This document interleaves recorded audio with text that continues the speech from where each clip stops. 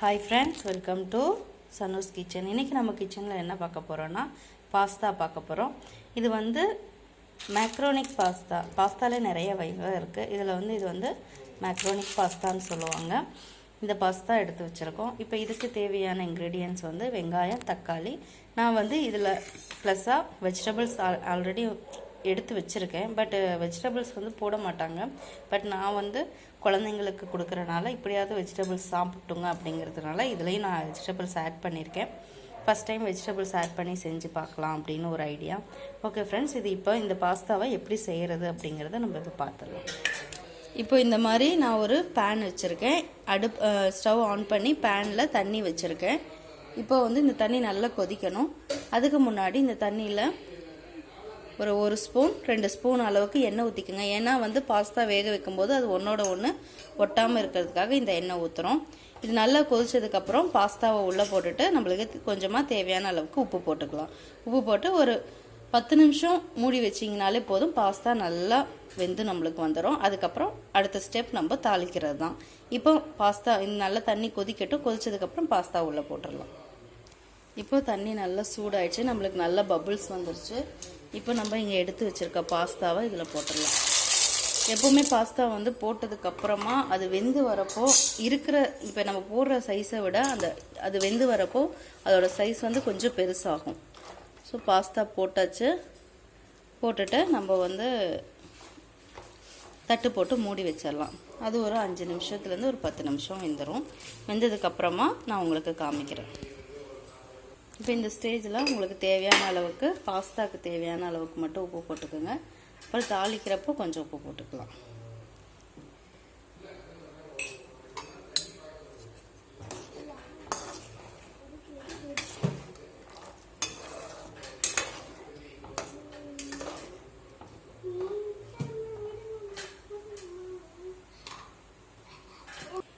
இப்போ பாருங்கள், நல்லா வெந்துருச்சு. நம்மளுக்கு சைஸ் பார்த்திங்கன்னா நல்லா பெருசாக இருக்குது பாருங்கள், உங்களுக்கே தெரியும். இப்போ இந்த தண்ணி என்ன பண்ணணும்னா ஃபில்ட்ரு பண்ணிவிட்டு இந்த பாஸ்தாவில் இருக்க தண்ணியை ஃபில்ட்ரு பண்ணிக்கணும். இப்போ நான் இங்கே பார்த்திங்கன்னா இந்த மாதிரி ஒரு இது வச்சுருக்கிறேன். சில்வர்லேயும் இருக்கும். நம்ம கீரையெல்லாம் ஃபில்ட்ரு பண்ணுவோம்ல வேக வச்சு, அந்த மாதிரி சில்வரில் இருந்தால் ஓகே. இப்போ என்கிட்ட அது அவைலபிள் இல்லை, அதனால் நான் இந்த மாதிரி இது மாதிரி ஃபில்ட்ரு, பெரிய ஃபில்ட்ரு எடுத்து வச்சுருக்கேன். ஜூஸ்லாம் ஃபில்ட்ரு பண்ணுற மாதிரி.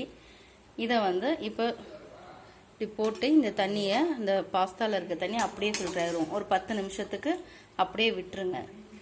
இல்லை ஒரு 5 நிமிஷத்துக்கு விட்டுட்டு அதுக்கப்புறம் இந்த பாஸ்தாவை ஒரு தட்டில் போட்டு நல்லா ஆற வச்சுருங்க. ஆற வச்சுட்டு நீங்கள் தாளிக்க ஆரம்பித்தாலே அது ஆற தொடங்கிடும்.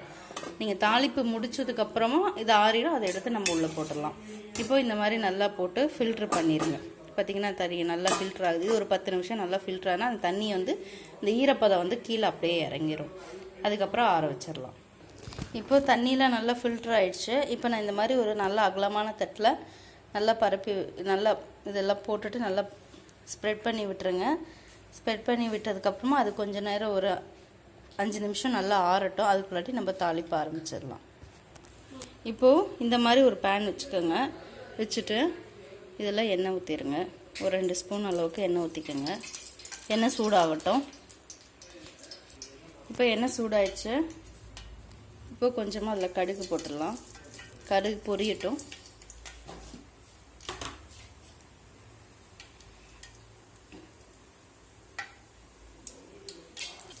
இப்போ கடுகு நல்லா பொரிய ஆரம்பிச்சிருச்சு. இந்த டைமில் கொஞ்சம் கருவேப்பிலை போட்டுடலாம். கருவேப்பிலையும் நல்லா பொரிஞ்சதுக்கப்புறம் இங்கே கொஞ்சம் இஞ்சி பூண்டு பேஸ்ட் எடுத்து வச்சுருக்கேன், அதையும் போட்டுருங்க. போட்டு இது நல்லா மிக்ஸ் பண்ணி விட்டுருங்க.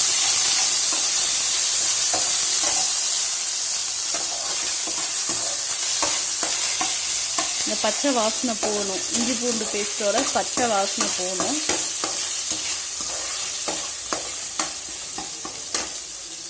இப்போது இஞ்சி பூண்டு பேஸ்ட்டு நல்லா வதங்கிடுச்சு. இந்த டைமில் கொஞ்சமாக வெங்காயம் சேர்த்துக்கோங்க.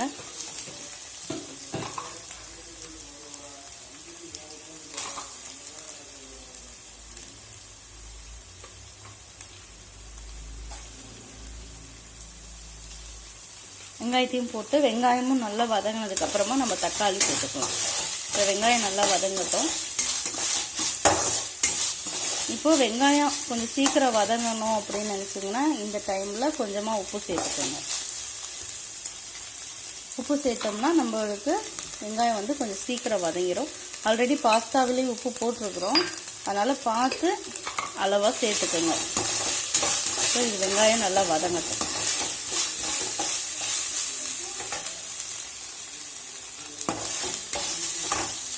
இப்போ வெங்காயமும் நல்லா நம்மளுக்கு வதங்கிருச்சு. இப்போது கொஞ்சமாக தக்காளி சேர்த்துக்கோங்க. நான் ஒரு வெங்காயம் ஒரு தக்காளி சேர்த்துருக்கேன். சேர்த்து இந்த தக்காளியும் நல்லா வதங்கட்டும். வதங்கினதுக்கப்புறம் நம்ம வெஜிடபிள்ஸ்லாம் சேர்த்துக்கலாம். ஆக்சுவலாக வந்து பாஸ்தாவுக்கு வந்து வெஜிடபிள்ஸ் எதுவும் போட மாட்டாங்க, பட் நான் வந்து குழந்தைக்கு கொடுக்குறனால வெஜிடபிள்ஸ் ஆட் பண்ணியிருக்கேன். உங்களுக்கு வேணும்னா நீங்கள் ஆட் பண்ணிக்கோங்க, இல்லைன்னா இந்த ஸ்டேஜோட தக்காளியை வதக்கிட்டு அதுக்கப்புறம் பாஸ்தா போட்டு நல்லா ஒரு பெரட்டிட்டு டொமேட்டோ சாஸோ இல்லை சோயா சாஸு சில்லி சாஸ் ஏதோ இருக்கிறது உங்ககிட்ட எந்த சாஸ் அவைலபிள் இருக்கோ அதை ஒரு ஸ்பூன் ஊற்றிட்டு நீங்கள் மிக்ஸ் பண்ணி சாப்பிட்லாம். ரொம்ப நல்லாயிருக்கும். இப்போது இந்த தக்காளி வதங்கட்டும், அதுக்கப்புறம் வெஜிடபிள்ஸ் ஆட் பண்ணிக்கலாம். இப்போ வெங்காயமும் நல்லா தக்காளியும் நல்லா வதங்கிருச்சு. இப்போ நம்ம எடுத்து வச்சிருக்கிற வெஜிடபிள்ஸை இதில் ஆட் பண்ணிக்கலாம். நான் வந்து இங்கே வந்து கேப்சிகமும் கேரட்டும் எடுத்து வச்சுருக்கேன், இதை வந்து ஆட் பண்ணிக்கலாம். நீங்கள் இன்னும் சின்னதாக கூட கட் பண்ணிக்கோங்க. நான் பெருசாக கட் பண்ணியிருக்கேன். நீங்கள் இன்னும் சின்னதாக வேணும்னா கூட சின்னதாக கட் பண்ணிக்கலாம். உங்களுக்கு தண்ணி வேணும்னா சும்மா லைட்டாக தண்ணி தெளித்து ஒரு 10 நிமிஷம் வேக விடுங்க. கேப்சிகம் சீக்கிரம் வெந்துடும், கேரட் வேகிறதுக்கு தான் கொஞ்சம் டைம் எடுக்கும். இப்போ கேரட்டும் கேப்சிகமும் போட்டு நாங்கள் வேக வச்சுருக்கேன். இப்போது அது இந்த ஈரப்பதத்திலே அது கொஞ்சம் வெந்துருச்சு. இன்னும் கொஞ்சம் நேரம் ஒரு 5 மினிட்ஸ் வெந்துச்சுன்னா நம்மளுக்கு ரெடி ஆகிடும். இப்போ வந்து பார்த்திங்கன்னா இதுக்கு காரத்துக்கு நான் எதுவுமே போடல. உங்கள் வீட்டில் வந்து சில்லி சாஸ் வந்து அவைலபிளாக இருந்தது, க்ரீன் சில்லி சாஸ் இல்லை ரெட் சில்லி சாஸ் எது அவைலபிளாக இருக்கோ நீங்கள் வந்து போட்டுக்குங்க. இப்போ என்கிட்ட அவைலபிள் இல்லை, அதனால நான் கொஞ்சமாக குழந்தை சாப்பிட்றதுனால கொஞ்சமாக சில்லி பவுடர் போடுறேன். இந்த ஸ்டேஜில் போட்டிங்கன்னா அந்த ஸ்மெல் சீக்கிரம் போயிடும். டர்மரிக்கு இது என்னோட விருப்பம், உங்களுக்கு வேணும்னா நீங்கள் போட்டுக்குங்க. டர்மரிக் மஞ்சத்தூள் உங்களுக்கு வேணும்னா நீங்கள் போட்டுக்கலாம். மஞ்சத்தூள் நான் என்னோட விருப்பத்துக்கு நான் போட்டிருக்கேன். இப்போ இதில் சில்லி பவுடரும் மஞ்சத்தூளும் அதாவது மிளகாத்தூளும் மஞ்சத்தூளும் சேர்த்துருக்கேன். இது கொஞ்சம் நேரம் நல்லா வேகட்டும். வெந்ததுக்கப்புறமா கடைசியாக வந்து நம்ம பாஸ்தாவை சேர்த்துட்டு இறக்கிடலாம். இப்போ பாருங்கள், இப்போ எனக்கு நல்லா இந்த 2 வெஜிடபிள்ஸும் நல்லா குக் ஆகிடுச்சு. இப்போது நம்ம இங்கே வந்து நான் ஆல்ரெடி வந்து பாஸ்தா வந்து கொஞ்சம் நேரத்துக்கு முன்னாடி 10 நிமிஷத்துக்கு முன்னாடி நல்லா வேக வச்சு ஆற வச்சேன் இல்லையா, அது வந்து நல்லா வெந்துருச்சு. பாருங்கள், நம்மளுக்கு பாஸ்தா வந்து அமுக்கி பார்க்கும்பொழுது பார்த்திங்கன்னா நல்லா வெந்துருச்சு. இப்போ இந்த பாஸ்தாவை நம்ம அதில் போட்டுடலாம்.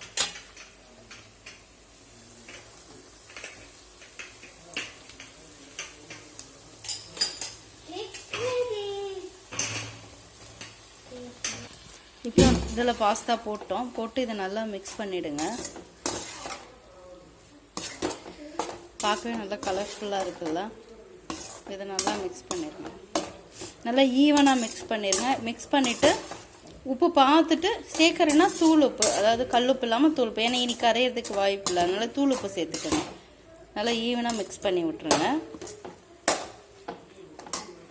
இப்போது நல்லா ஈவனாக மிக்ஸ் பண்ணியாச்சு. நான் வந்து இங்கே வந்து இது நம்மளுக்கு கெச்சப் வச்சுருக்கிறேன், டொமேட்டோ சாஸ் ஒன்று வச்சுருக்கேன். இதை நம்ம இதில் ஆட் பண்ணிடலாம். உங்களுக்கு எவ்வளோ வேணுமோ அந்த அளவுக்கு ஆட் பண்ணிங்க. 1 ஸ்பூன் 2 ஸ்பூன் வாக்கில் ஆட் பண்ணிவிட்டு அதை ஒரு தடவை ஈவனாக மிக்ஸ் பண்ணி விட்டுருங்க. அதுக்கப்புறம் வேணும்னா நீங்கள் தனியாக செப்பரேட்டாக வச்சு சாப்பிட்டுக்கலாம், நல்லாயிருக்கும்.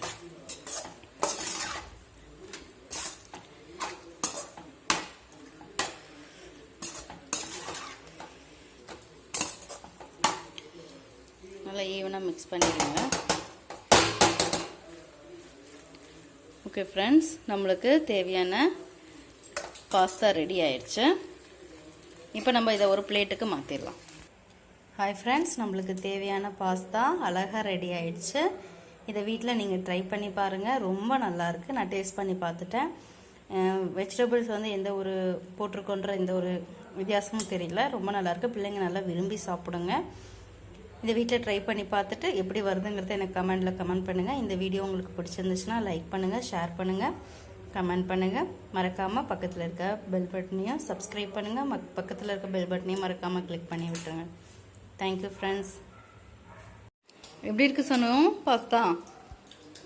சூப்பராக இருக்குது.